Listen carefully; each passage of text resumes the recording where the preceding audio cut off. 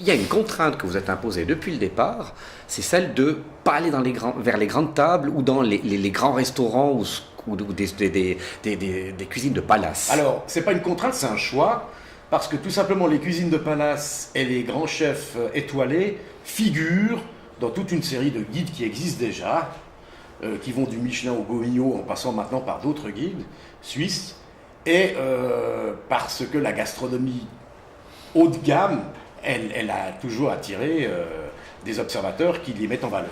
Donc ils n'ont pas besoin de nous. Il n'y a pas un côté anarchiste aussi un tout petit peu Pas du tout, qui non, ressort, non. Simplement, on en parle dans la préface, on évoque effectivement les déplacements de l'un ou l'autre, parce que justement, on essaye d'évoquer aussi dans cette préface qui fait 40 pages, un petit peu les bouleversements, les changements de la planète gastro, enfin planète restaurateur. Donc on les évoque, ces chefs-là.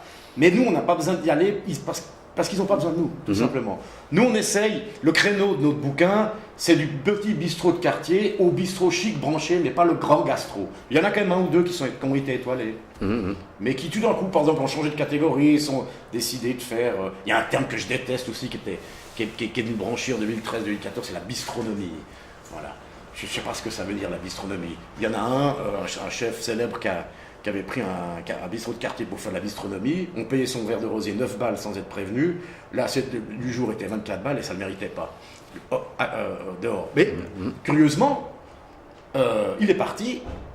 Et puis l'affaire a été reprise sous le même nom. Et c'est là que nous, on est important. C'est pas parce que le nom est le même que le bistrot n'a pas changé. Et maintenant, c'est bien. On se taille vite une mauvaise réputation. Via ces petites applications, justement, voilà. où les clients descendent. Voilà. Parce que tout le monde est devenu critique gastronomique maintenant. Tout le monde est critique gastronomique. Alors, il y a des gens qui font des blogs assez performants, où ils photographient les trucs, ils mettent beaucoup de soin à leur truc. Mais c'est vrai que tout le monde, maintenant, peut donner son avis et casser du sucre assez facilement sur quelqu'un. Oui, il fait la photo de l'assiette, puis il met en dessous de la daube, ne plus y retourner. Voilà.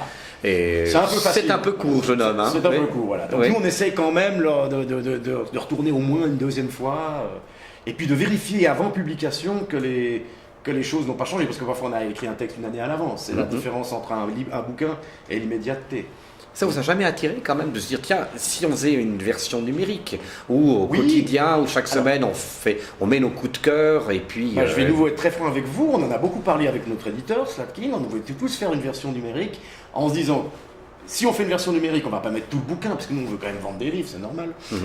Mais ça coûte excessivement cher, et puis après on s'est dit, qu'est-ce qu'on met dedans? Est-ce qu'on simplement fait figurer le fait que ce bistrot il fait partie de notre choix, et qu'on y ajoute un commentaire s'il y a un changement. Mais on va probablement le faire. Voilà, c'est en cours, disons. Voilà. Un peu de chauvinisme primaire. On parle beaucoup des bistrotiers auvergnats du côté de Paris et des bistrotiers valaisans du côté de Genève. C'est quelque chose d'important ou c'est un peu une légende? Non, mais je veux dire, à Genève, il y a tout. Il y a des valaisans, il y a des jurassiens, il y a des vaudois, il y a énormément d'étrangers, il y a tout. C'est un petit peu... ce qui fait la richesse de ce paysage. Des valaisans, il y en a depuis toujours, il y en a qui tiennent des bistrots suisses, qui tiennent des bistrots pas suisses du tout. Mais je veux dire, ils sont ni plus nombreux ni moins nombreux que les autres, il y a vraiment de tout, quoi. Il faut être honnête, là, il y a vraiment de tout. Là, vous êtes devenu un ménage à trois. Ouais. On s'engueule dans ce ménage à trois? Ouais, parfois ça arrive, ouais. Alors il y a des fois où il y a... Disons qu'il y a, sur les trois, il y en a un... S'il y en a un qui met un veto en disant écoute, tu aimes ce bistrot, moi j'ai eu une très mauvaise expérience, il faut qu'on discute. Alors on discute, et puis généralement on est toujours d'accord.